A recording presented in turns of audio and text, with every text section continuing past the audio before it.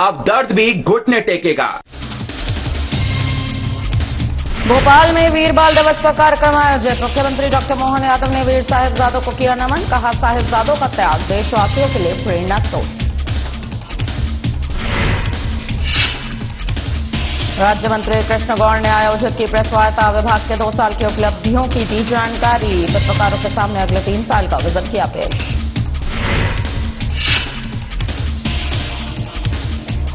बाल विकास मंत्री निर्मला भूरिया ने की प्रेस वार्ता। विभाग के 2 साल का रिपोर्ट कार्ड किया पेश। प्रदेश में विकास के हर क्षेत्र में तेजी से हुआ है काम।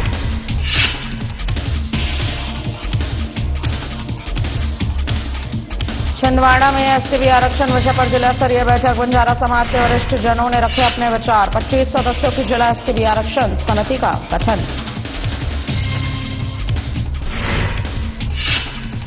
सीहोर में ट्राइडेंट कंपनी के सोलर प्लांट में केबल चोरी। पुलिस ने 4 आरोपियों को किया गिरफ्तार। चोरी का माल 1.5 लाख रुपए और कार भी जब्त।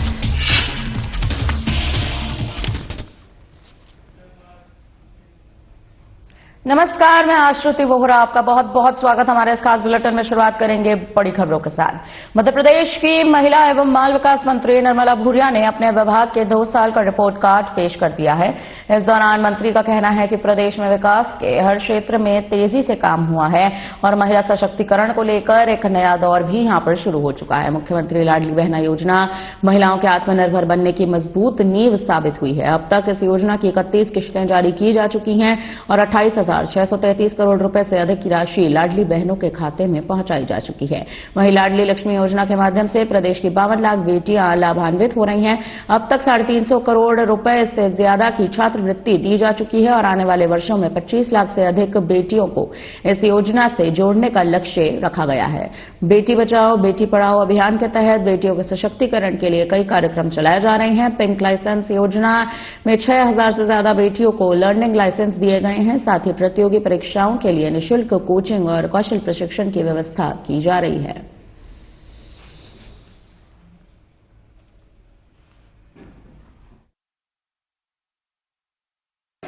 वुमेन लीड डेवलपमेंट नारी सशक्तिकरण मिशन महिला नेतृत्व विकास को केंद्रित करते हुए प्रदेश में बालिकाओं और महिलाओं के समग्र सशक्तिकरण हेतु नारी सशक्तिकरण मिशन लागू है, जिसका उद्देश्य महिलाओं की विभिन्न क्षेत्रों में सक्रिय भागीदारी तथा संसाधनों और अधिकारों तक उनकी पहुंच को सुनिश्चित करना है। मिशन के प्रमुख 5 घटक स्वास्थ्य, पोषण, शिक्षा और जीवन कौशल, आर्थिक स्वावलंबन, सुरक्षा और संरक्षण, संवाद से व्यवहार परिवर्तन है। माननीय मंत्री हमारी अनुश्रवण जो समिति है उसकी, जिसमें हम महिला मंत्री हैं, 5 मंत्री जो हम महिला हैं उसमें शामिल है, उसकी हमारी एक बैठक हो चुकी है कि महिला सशक्तिकरण में हमें क्या क्या करना है और क्या क्या चीजें इसमें सहभागी करनी है और दूसरों भी विभागों से मिलकर के हम इसमें काफी कुछ आगे योजनाएं बनाने का काम कर रहे हैं। और बाल संरक्षण, महिला सशक्तिकरण के साथ साथ बाल संरक्षण भी हमारी सर्वोच्च प्राथमिकताओं में शामिल है। 18 वर्ष से कम उम्र का प्रत्येक बालक या बालिका जिन्हें देखभाल और संरक्षण की आवश्यकता है और उनके पालक इस हेतु सक्षम नहीं है अथवा वे अनाथ है, ऐसे समस्त बच्चों का संपूर्ण संरक्षण भारत सरकार की सहायता से मिशन वात्सल्य अंतर्गत किया जाता है। बाल संरक्षण के लिए मिशन वात्सल्य अंतर्गत अनेक योजनाओं और बाल देखरेख संस्थाओं का संचालन किया जा रहा है। प्रदेश में 35 विशेषज्ञ दत्तक ग्रहण अभिकरण, 67 बाल गृह, 14 खुला आश्रय गृह, 18 संप्रेषण गृह, 3 विशेष गृह संचालित है। इन गृहों में देखरेख एवं संरक्षण के जरूरतमंद एवं विधि विवादित 18 वर्ष तक की आयु के बच्चे निवासरत हैं। मिशन वात्सल्य के अंतर्गत बाल देखरेख संस्थाओं में निवासरत एवं निर्मुक्त होने वाले देखरेख एवं संरक्षण की आवश्यकता वाले बच्चों को समाज की मुख्य धारा से जोड़ने के उद्देश्य से वित्तीय साक्षरता, आर्थिक स्वावलंबन, साइबर सुरक्षा, लैंगिक समानता, बाल शोषण से संबंधित जागरूकता जैसे विषयों में लगभग 1270 बच्चों को प्रशिक्षित किया जा चुका है। इन बच्चों को ITI के विभिन्न ट्रेड्स तथा बैंकिंग एवं बुकिंग के अतिरिक्त housekeeping, horse riding, front office आदि विषयों में रोजगार उन्मुखी प्रशिक्षण प्रदान किया जा रहा है ताकि वे अपने पैरों पर खड़े हो सके। उनको ये न लगे कि 18 साल तक तो हम सरकारी उसमें रहे, लेकिन 18 साल के बाद भी अगर वो जाते हैं तो पूरी उन बच्चों की हम लोग मॉनिटरिंग करते हैं और उनको रोजगार किस तरह से मिल सके, वो अपने पैरों पे किस तरह से खड़े हो सके, ऐसा हम लोगों का प्रयास रहता है। और मैं भी जहां भी जाती हूं तो मैं उन बच्चों को बुला करके उनको क्या परेशानियां हैं, क्या दिक्कत है, कहां वे काम कर रहे हैं, ये सारी जानकारियां मैं अपने स्तर पे भी लेती हूं। मुझे बताते हुए हर्ष है कि विगत 2 वर्षों में हमने 132 बच्चों को संस्थाओं से निकलने के बाद विभिन्न ट्रेड में प्रशिक्षण प्रदान किया गया, जिसमें से हमारे 56 बच्चों को रोजगार भी प्राप्त हो गया है। दूसरा है हमारी स्पॉन्सरशिप योजना। अनाथ एवं अन्य देखरेख एवं संरक्षण की जरूरत वाले बच्चों को स्पॉन्सरशिप योजना के तहत रुपये 4000 प्रति माह प्रदान कर परिवार में ही बच्चों की देखरेख की जा रही है।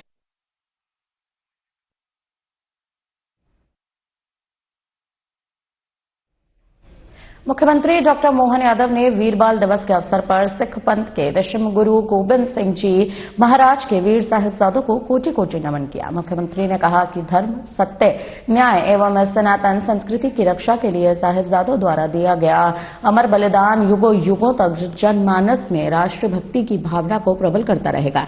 इसके साथ ही कहा गया कि साहिबजादों का त्याग और शौर्य देशवासियों के लिए सदैव प्रेरणा का स्रोत बना रहेगा।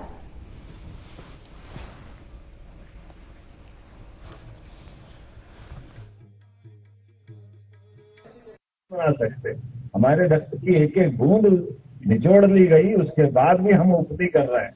छोटे छोटे बच्चे 6 साल के, 9 साल के साहिबजादे अपने आप को कुर्बान कर देते और कितने घटनाक्रम सुनाते हैं उनके बारे में, कितनी सारी बातें। लेकिन ऐसे बच्चों से लगाकर बड़े केवल क्या शर्त थी, केवल विधर्मी बन जाओ तो सब छोड़ देंगे। ये केवल खुशी खुशी शहादत देने का विषय नहीं था, ये विषय थी चुनौती का। तो चुनौती ये थी कि केवल धर्म बदल लो, आप हमारे धर्म में आ जाओ। कई बार ये गलतफहमी लोग फैलाते हैं कि नहीं है तो हम सर्वधर्म सद्भाव की बात करते हैं, सबके साथ की बात करते हैं। जरूर करना चाहिए, लेकिन जो नहीं मान रहा उसके साथ क्या हो रहा है, जिसने ना बोल दिया उसके साथ क्या बीती है, ये किसने छूट दे दी है, ऐसे कैसे होना चाहिए। और अगर वो शहादत हुई तो उसको क्यों युगों तक याद नहीं करना चाहिए। मैं दोनों हाथ जोड़ के प्रणाम करता हूं अपनी सरकार की ओर से और अपनी तरफ सबकी ओर से नमन करता हूं। इतना अद्वितीय घटनाक्रम और उसको हमने पाठ्यक्रम के अंदर भी हिस्सा ला रहे हैं ताकि भविष्य की पीढ़ियां समझे। माननीय मोदी जी को भी धन्यवाद, जिनने कहा कि आज के दिन वास्तव में पूरा देश, राज्य सरकार हो, भारत सरकार हो, सब मिलकर के मनाए, आने वाले समय में पाठ्यक्रम का हिस्सा बनाए। सारी बातें हैं मुगल इतिहास से लेके आज तक का जो बलिदान रहा और इस देश की आजादी के लिए जो कुर्बानियां हुई है उसके बारे में बताया। वीर बाल दिवस हर साल 26 दिसंबर को मनाया जाता है, जो सिख धर्म के 10वें गुरु गोबिंद जी के छोटे साहिबजादे जोरावर सिंह और फतेह सिंह की शहादत के कारण याद किया जाता है, जिन्हें मात्र 9 और 6 वर्षीय उम्र में मुगल शासकों के अत्याचार के खिलाफ डट के खड़े होने के कारण अपने धर्म को बचाने के लिए जो शहीद हुए। वीर बाल दिवस का उद्देश्य हम आने वाली पीढ़ी को बताएं कि बलिदान और धर्म के प्रति निष्ठा क्या होती है। हम आज के दिन हमारे नए युवा को इससे प्रेरणा लेने की सीख दे। हमारे प्रधानमंत्री मोदी जी भी चाहते हैं कि एक शहादत का ऐसा दिन जिससे आने वाली पीढ़ी को इस देश के लिए, इस समाज के लिए जीने की प्रेरणा मिले। भोपाल में पिछड़ा वर्ग अल्पसंख्यक कल्याण राज्य मंत्री कृष्ण गौड़ ने प्रेस वार्ता का आयोजन किया, जहां मंत्री कृष्ण गौड़ ने पत्रकारों को संबोधित करते हुए विभाग के 2 साल की उपलब्धियों की जानकारी दी। साथ ही पत्रकारों के सामने अगले 3 साल का विजन भी पेश किया गया। राज्य मंत्री कृष्ण गौड़ ने कहा कि पिछले 2 वर्षों में हमने कई महत्वपूर्ण उपलब्धियां हासिल की। जब तक कांग्रेस के हाथ में प्रदेश था तो यह बेमारू राज्य बना हुआ था। आज हमारी सरकार निरंतर विकास के आयाम स्थापित कर रही है। पिछड़ा वर्ग आदर्श छात्रावास परियोजना का काम पूरे प्रदेश में किया जा रहा है। छात्रावास में रहने वाले विद्यार्थियों के लिए कक्ष का रेनोवेशन, पढ़ाई की टेबल, भोजन कक्ष भी दिए जा रहे हैं। हर छात्रावास में इंडोर से लेकर वाईफाई तक की सुविधा हम दे रहे हैं। पहले कभी मेस की सुविधा नहीं थी, लेकिन अब निःशुल्क भोजन व्यवस्था मुहैया कराई जा रही है। पिछड़ा वर्ग के बेरोजगार युवक युवतियों को विदेश में रोजगार उपलब्ध करा रहे हैं। प्रदेश के 7.5 लाख छात्र छात्राओं को हम स्कॉलरशिप स्वीकृत और विकृत भी करते हैं। साथ ही समय पर छात्रवृत्ति का वितरण भी किया जा रहा है।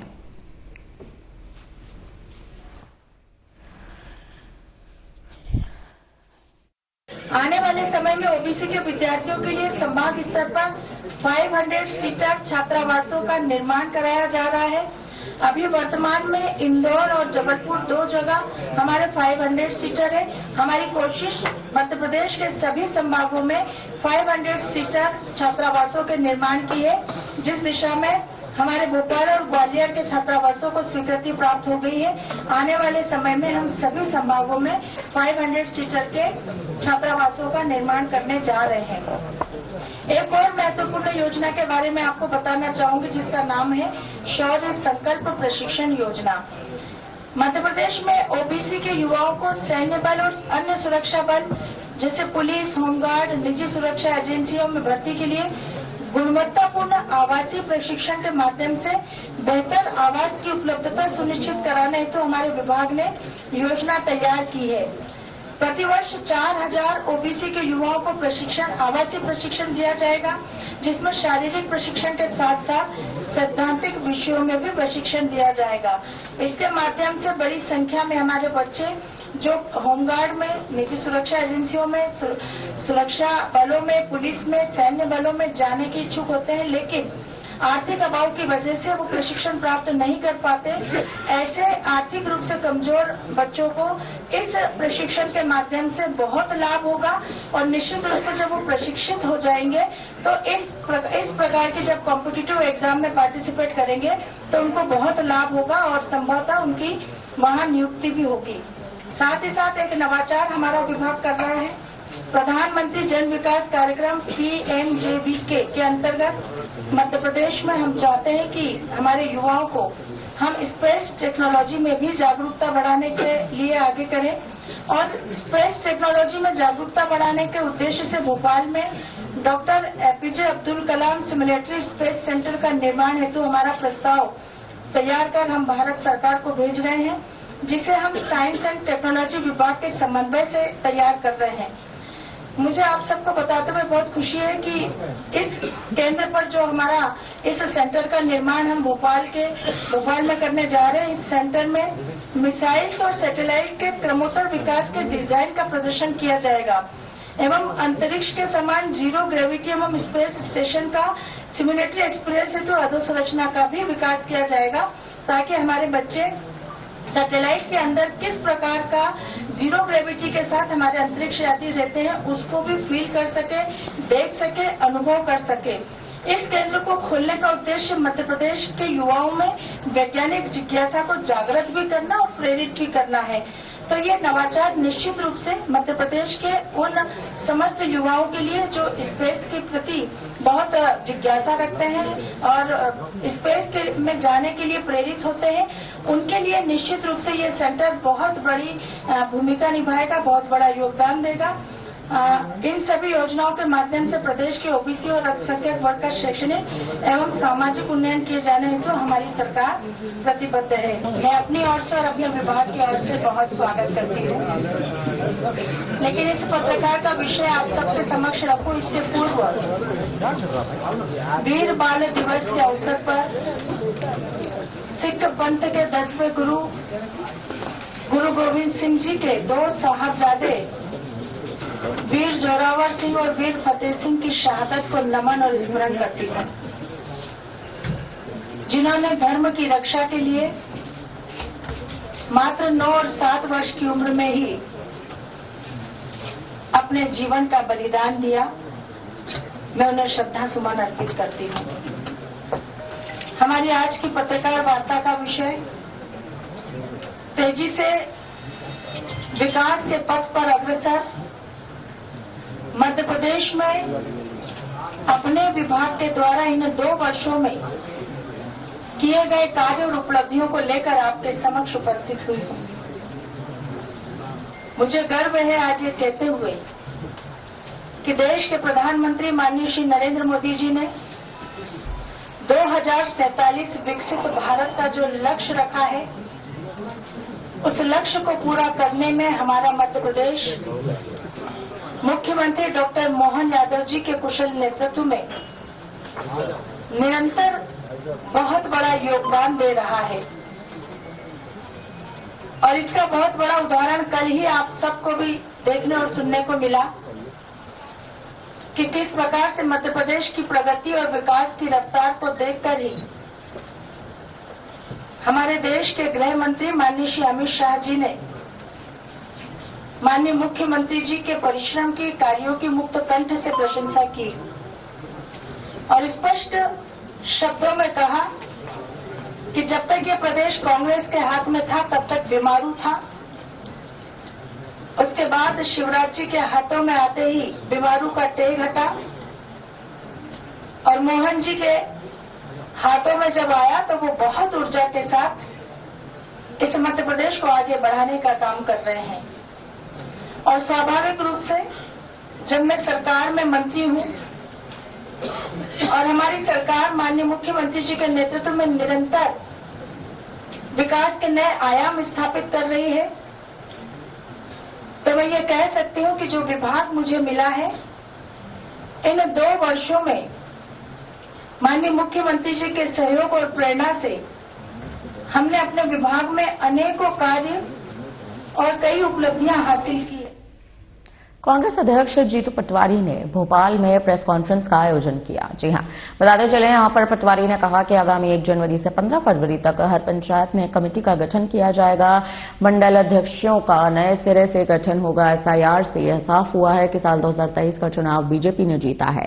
2023 का चुनाव चोरी में किया गया। बताते चले 1,35,000 पर जीतने वाली 60 सीटों पर वोट चोरी से चुनाव जीता गया। एसआईआर में खुलासा हुआ है कि पोलिंग बूथ चलो और गांव चलो नया नारा 2026 का होगा। एसआईआर में 50 लाख वोट फर्जी मिले हैं। हम करीब 30 लाख से हारे। इनकी न्यायिक जांच होनी चाहिए।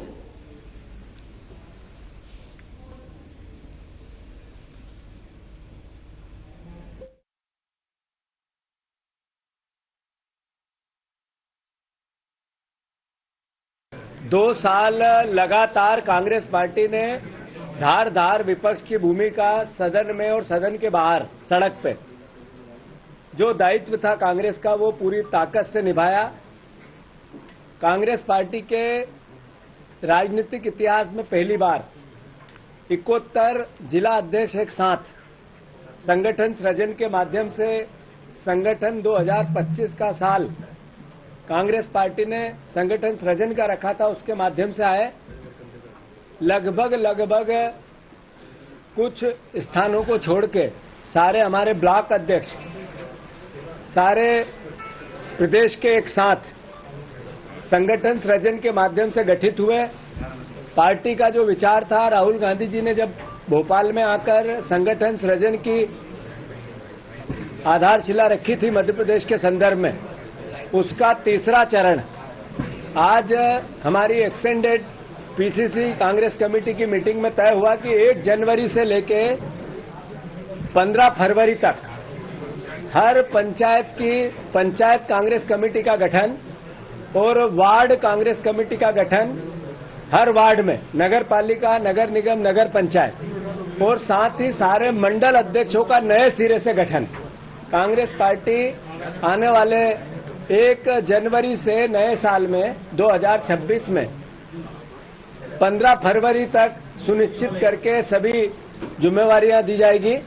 मैं समझता हूं आज की मीटिंग का सबसे महत्वपूर्ण कदम संगठन सृजन के माध्यम से लिया गया है। स्वर समिति से जो 2 वर्ष प्रदेश कांग्रेस कमेटी के अध्यक्ष और जीतू पटवारी जी और नेता प्रतिपक्ष उमंग जी के नेतृत्व में कांग्रेस की प्रदेश में जो भूमिका रही है उसके संदर्भ में स्वर समिति से बेहतरीन भूमिका इनके नेतृत्व में सदन के अंदर उमंग सिंघार जी की और सदन के बाहर पार्टी के नाते जीतू पटवारी जी की रही। ये आज पीसीसी के एक्सटेंडेड कमेटी के अंदर सबने महसूस किया। छिंदवाड़ा में एसटी आरक्षण विषय को लेकर जिला स्तरीय बैठक का आयोजन हुआ। बताते चले सर्वप्रथम बंजारा समाज के सभी सामाजिक बंधुओं ने अपने आराध्य देव परम पूज्य संत सेवालाल महाराज, माता जगदम्बा, मारियामा माता, बाबा लखी शाह बंजारा, संत रामराव बापू, ब्रह्मलीन संत लक्ष्मण चैतन्य बापू को भोग अर्पण कर अरदास के साथ बैठक प्रारंभ की गई। बताते चले इस बैठक में सभी बंजारा समाज के वरिष्ठ जनों ने अपने अपने विचार भी रखे। 25 सदस्यों की जिला एसटी बी आरक्षण समिति का गठन किया गया। पूरे मध्य प्रदेश में आरक्षण विषय को लेकर प्रत्येक जिले में बैठकों के क्रम भी जारी है। जिला स्तरीय समिति, तहसील स्तरीय, टांडा स्तरीय समिति का गठन भी किया जा रहा है, जिससे बंजारा समाज की विभिन्न मांगों को सरकार से मांगा जा सके। बताते चले 1 कास्ट 1 नेशन 1 रिजर्वेशन होना चाहिए।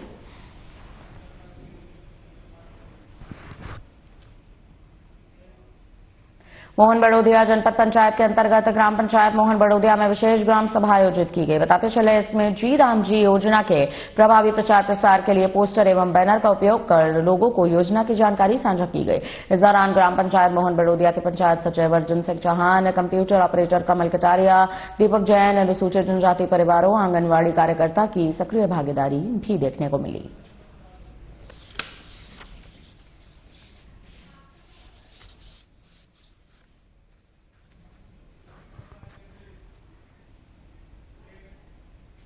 सीहोर पुलिस ने ट्राइडेंट कंपनी के सोलर प्लांट में हुई लाखों की केबल चोरी का पर्दाफाश कर दिया है। पुलिस ने भोपाल के एक शातिर गिरोह को पकड़ लिया है जो लग्जरी कार से चोरी करने आता था। इस मामले में मुख्य आरोपी, उसके साथी और चोरी का माल खरीदने वाले 2 कबाड़ियों समेत कुल 4 लोगों को गिरफ्तार कर लिया है। बताते चले इनके पास से चोरी का माल 1.5 लाख रुपए कैश और घटना में इस्तेमाल कार भी जब्त की गई। ट्राइडेंट कंपनी के अधिकारी नितिन मल्होत्रा ने 20 दिसंबर को शिकायत दर्ज कराई थी। उन्होंने बताया था कि 19-20 दिसंबर की दरमियान रात प्लांट से करीब 3000 मीटर महंगी केबल काट ली गई। एसपी दीपक शुक्ला ने मामले को गंभीरता से लेते हुए बुधनी एसडीओपी और टीआई की टीम बनाई है। टेक्निकल सबूतों और मुखबिरों की मदद से पुलिस एक संदिग्ध कार तक पहुंची।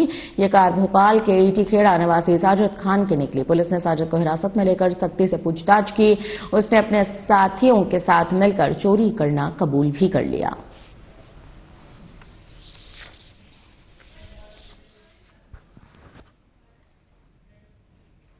सीहोर में जिला मुख्यालय से 14 किलोमीटर दूर भोपाल इंदौर हाईवे पर ग्राम जताखेड़ा स्थित सेंट एंजल स्कूल के प्रबंधन पर पढ़ने वाले बच्चों के अभिभावकों ने गंभीर आरोप लगाए। इसको लेकर परेशान ग्रामवासी और बच्चों के माता पिता द्वारा लगातार शिकायत भी की जा रही थी। बच्चों के माता पिता का आरोप है कि शिक्षा का मंदिर कहे जाने वाले सेंट एंजल स्कूल के प्रबंधक द्वारा होमवर्क नहीं करने पर बच्चों से मैदान साफ करने के अलावा पेड़ पौधों में पानी और झाड़ू लगाने जैसे कार्य कराए जा रहे थे। आज बजरंग दल के साथ विभिन्न सामाजिक संगठनों के कार्यकर्ता ग्रामीणों और पालकों के साथ स्कूल पहुंचकर भारी हंगामा करते नजर आए। मौके पर भारी पुलिस बल की मौजूदगी के बीच शिक्षा विभाग के अधिकारी भी पहुंचे। बच्चों से बात करने के बाद जिला शिक्षा अधिकारी ने स्कूल की प्रिंसिपल और ड्राइवर की सेवा स्कूल से पृथक करने के आदेश भी जारी किए। साथ ही मान्यता अधिनियम के अंतर्गत 1 लाख का जुर्माना भी लगाया गया है।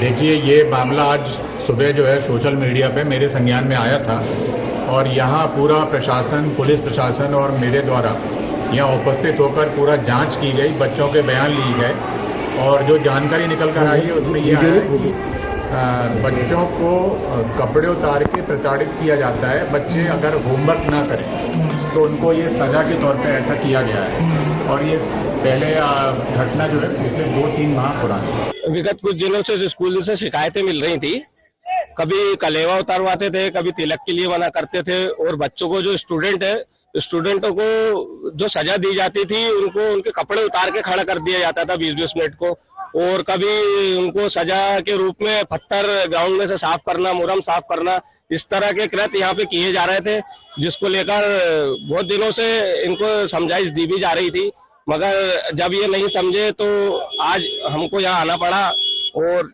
यहाँ पे उचित कार्रवाई के लिए प्रशासन को हमने मांग करी है।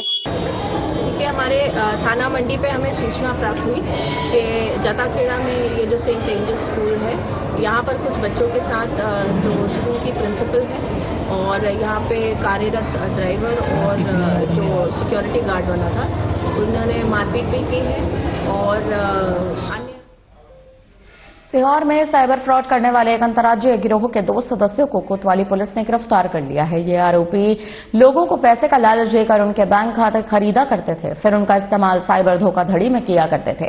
सीएसपी अभिनंदना शर्मा ने बताया कि गिरफ्तार किए गए आरोपियों की पहचान जोधपुर राजस्थान निवासी विष्णु साहू और विष्णु खावा के रूप में की गई है। पुलिस ने इनके पास से अपराध में इस्तेमाल किए गए मोबाइल फोन और एटीएम कार्ड जब्त भी कर लिए हैं। आरोपी कमीशन के आधार पर लोगों से बैंक खाते खरीदते थे। इन खातों का उपयोग वे साइबर धोखाधड़ी से प्राप्त पैसों को जमा करने के लिए किया करते थे। बाद में एटीएम के माध्यम से इन पैसों को निकालकर दूसरे खातों में ट्रांसफर भी कर दिया जाता था, जिससे धोखाधड़ी का पता लगाना मुश्किल हो जाता था।